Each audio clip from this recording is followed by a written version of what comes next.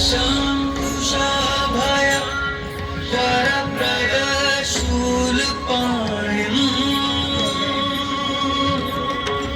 वाराणसीपुरपतिं भज विश्वनाथम्।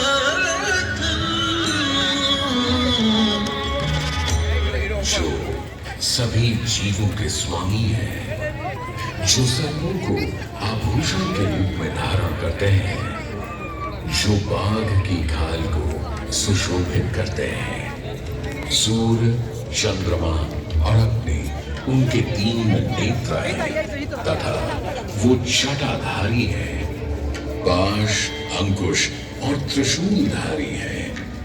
वे अपने सभी भक्तों को आशीर्वाद देकर उन्हें भय से सुरक्षा प्रदान करते हैं। ब्रह्मांड के स्वामी एवं वाराणसी के भगवान श्री विश्वनाथ की हम वंदना करते हैं। मैं आदि नगरी काशी, वही काशी जो स्वयं भगवान शिव के त्रिशूल पर विद्यमान है। सृष्टि के प्रारंभ में महादेव ने जब पृथ्वी पर अपनी दृष्टि डाली तो उन्हें एक भाग चमकता हुआ प्रतीत हुआ। उसी भाग को भगवान शिव ने काशी का नाम दिया। कालांतर में गंगा नदी के तट पर बसी इस काशी नगरी में समय समय पर अनेकों घाट विकसित हुए, जहां श्रद्धालु आकर पूजा अर्चना एवं स्नान किया करते थे।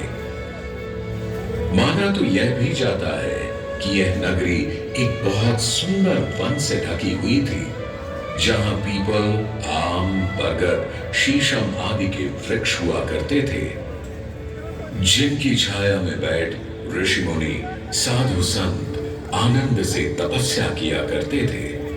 इसलिए इस जगह का उल्लेख आनंद वन के नाम से भी किया गया है। जितनी पुरानी काशी नगरी है, उतना ही पुराना यहाँ का काशी विश्वनाथ मंदिर भी है।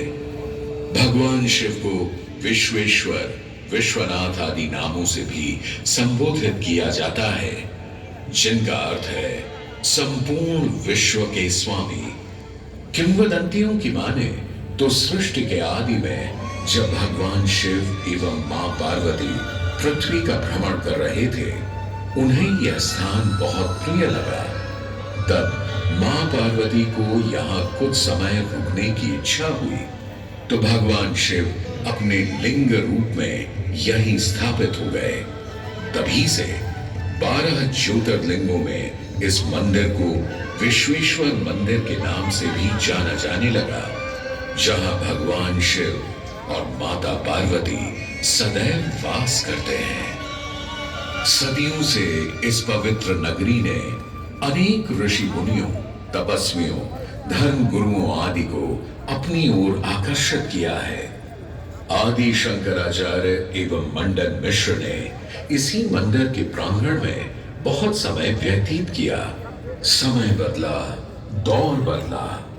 भारत के स्वर्णिम काल पर विदेशी आक्रांताओं की नजर पड़ी, जिसे वे लूटने एवं सनातन संस्कृति को नष्ट करने के उद्देश्य से यहाँ आए। जब प्रथम बार गौरी ने आक्रमण किया, तब पृथ्वीराज चौहान ने उसे बुरी तरह पराजित किया था। अंत में उसने क्षमा मांगी और वचन दिया कि ऐसी गलती दोबारा कभी नहीं होगी। अतः पृथ्वीराज चौहान ने उसे छोड़ दिया।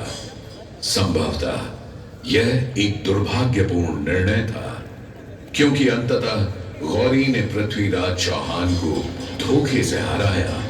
तत्पश्चात उनके साथ बहुत बुरा व्यवहार किया तथा उनकी दोनों आंखें भी निकाल दी। पृथ्वीराज की मृत्यु के उपरांत हिंदुओं का मनोबल कमजोर पड़ गया, जिसके परिणाम स्वरूप आतताइयों ने अन्य मंदिरों के साथ साथ विश्वनाथ मंदिर को भी क्षति पहुंचाई। यह ऐसा काला दौर था जिसके स्मरण करने मात्र से आंखें नम पड़ जाती हैं। परंतु समय सदा एक सा नहीं रहता और दुख के ये बादल भी सुख में बदलने वाले थे। एक धार्मिक सम्मेलन में राजा टोडरमल की भेंट नारायण भट्ट से हुई। नारायण भट्ट एक बहुत धनी व्यक्ति थे। दोनों ही धार्मिक इंसान थे और नित्य प्रति भगवान की पूजा अर्चना करना अपना परम कर्तव्य समझते थे। दोनों ने काशी विश्वनाथ के इस पावन मंदिर का जीर्णोद्धार करवाया और वीरान बड़े खंडहरों में एक नई जान डाली। 16वीं सदी में संत तुलसीदास ने यहाँ रामचरितमानस की चौपाइयों को पढ़ा था तथा संत एकनाथ ने भी यहीं पर वारकरी संप्रदाय का महान ग्रंथ श्री एकनाथी भागवत लिखकर पूरा किया था।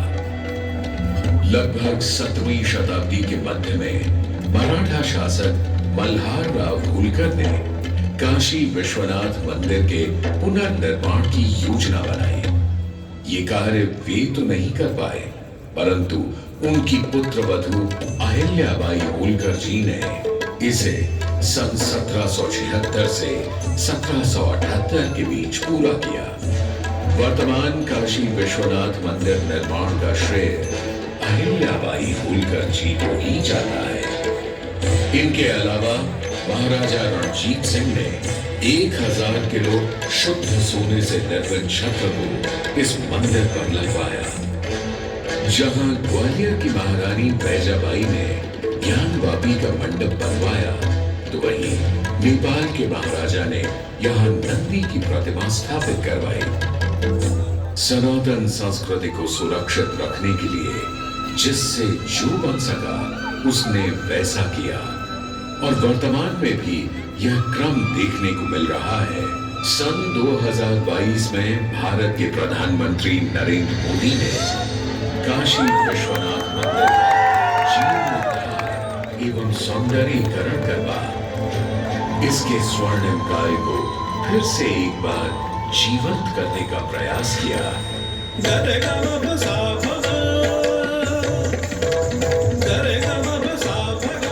भगवान शिव को समर्पित काशी विश्वनाथ का यह पावन मंदिर सदियों से करोड़ों श्रद्धालुओं का प्रेरणा स्रोत रहा और सदैव के लिए रहेगा।